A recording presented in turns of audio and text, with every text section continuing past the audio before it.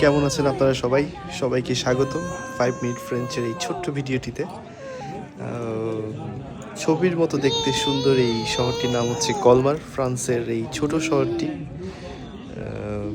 অনেকগুলো শহরের মধ্যে সবচেয়ে সুন্দর শহর হিসেবে স্বীকৃতি পেয়েছে।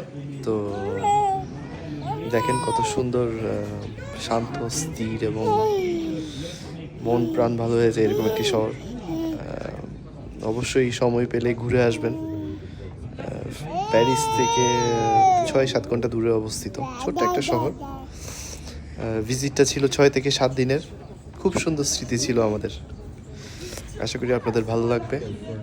আর ভিডিওটি ভালো লাগলে সাবস্ক্রাইব করুন। দেখা হবে আবার ছোট্ট একটা ভিডিওর মধ্যে দিয়ে।